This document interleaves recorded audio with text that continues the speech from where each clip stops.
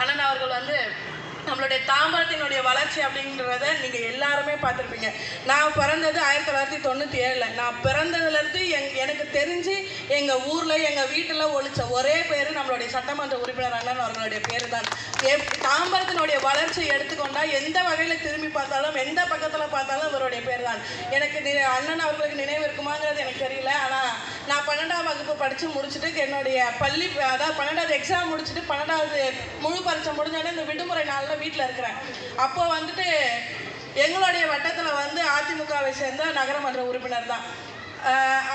அதிமுகவை சேர்ந்த நகரமன்ற உறுப்பினர் எங்களுடைய தெருவில் ஒரு ரோடு போடுறதுக்கு வராங்க. காவா சீர் கிடையாது, எதுவும் சீர் கிடையாது. அப்போ எங்கள் அப்பா வந்து என்ன பண்ணார், எம்எல்ஏட்ட வந்து நான் போயிட்டு சொல்கிறேன், லேடிஸ் எல்லாம் சேர்ந்து ஒரே பிரச்சனை, காவாவும் சீர் இல்லை, இவங்க திடீர்னு ரோடு போட வராங்க, அதுவும் ஒழுங்காக பில்டிங் பண்ணல, ஒன்றும் பண்ணல, இது வந்து நம்ம ஒத்துக்கக்கூடாது, சீராக ஒழுங்காக செய்யணும், ஒரு பணியை செஞ்சால் அது சீராக செய்யணும், ஒழுங்காக மில்லிங் பண்ணட்டும், வெட்மிக்ஸ் வைக்கட்டும், அதுக்கப்புறமா அவங்க வந்து சிமெண்ட் கலவையை கொட்டட்டும், எல்லாம் செய்யட்டும், முறையாக செஞ்சால் நாங்கள் ஏற்றுக்கிறோம் அப்படின்னு சொல்லி எல்லாரும் வந்து முற்றுகையிடும் போது எங்கள் அப்பா சொன்னார், நான் போயிட்டு அண்ணனை போய் பார்க்குறேன், பார்த்துட்டு அவர்கிட்ட பேசிட்டு வரேன், நீங்கள் எதுவும் பிரச்சனை பண்ணிக்காதீங்க அப்படின்னு சொல்லிட்டு அவர் போய் அண்ணன்ட்ட சொல்லி அடுத்த 20வது நிமிஷம் அவருடைய காரில் எங்கள் அப்பா கூட்டிகிட்டு வராரு இவரை.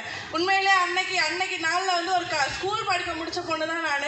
அன்னைக்கு எனக்கு ரொம்ப பெரிய ஆச்சரியம். இப்போ தான் சொல்லிட்டு போனார். ஆனால் சொன்னதை கேட்டு உடனே ஒரு வந்து நின்று அந்த இன்ஜினியர் அப்போ ஒரு எம்இ இருந்தார், அந்த எம்இயும் கையோடு வர வச்சு நான் சொல்கிறேன், இந்த ரோட்டில் நீங்கள் வெட்மிக்ஸ் வச்சு எல்லா கலவையெல்லாம் சரியாக போட்டு அதுக்கப்புறம் தான் நீங்கள் வந்துட்டு எல்லாமே கொட்டி ரோடை வந்து சிமெண்ட் ரோடை தரமாக போடணும் அப்படின்னு இவர் சொன்ன உத்தரவு இன்னைக்கு வரைக்கும் அந்த ரோடு எங்கள் தெரு ரோடு அப்படியே நிலச்சிருக்குது.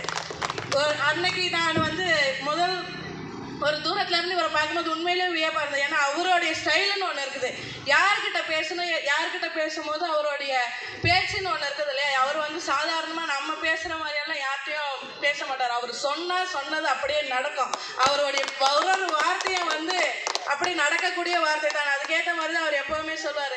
அந்த வயசில் உண்மையிலே பார்த்தா ரொம்ப ஒரு பிரமிப்பு. ஆனால் இன்னைக்கு அவர்கிட்ட பேசும்போது அவருடைய அனுபவங்கள்லேருந்து கற்றுக்கும் போது உள்ளபடியே ரொம்ப மன மகிழ்ச்சியாக இருக்குது. இந்த அளவுக்கு அவர் வந்து ஒரு களஞ்சியம் மாதிரி கற்றுக்கிறதுக்கு நிறைய விஷயங்கள் அவர்கிட்ட இருக்குது. ஏன்னா அடுத்த தலைமுறைகள் வருகிறவங்களுக்கு பலாப்பழம்னு சொல்லுவாங்களே, வெளியே பார்க்குறதுக்கு முள்ளு மாதிரி இருக்கு, ஆனால் உள்ள சுவைக்க அதனுடைய சுவை எப்படி இருக்குங்கிறது நமக்கு தெரியல. அது மாதிரி தான் அவருடைய வார்த்தை எந்த அளவுக்கு இருக்கோ அதே தான் அவருடைய குணம். அவரால் முடியும்னா அது முடியும் கண்டிப்பாக. என்றைக்குமே அதை வந்து அவர் என்னைக்குனாலும் நிறைவேற்றி காட்டிடுவார். ஆனால் அவரால் முடியாதுன்னு அவர் சொல்லிட்டாருன்னா அது முடியாது தான்.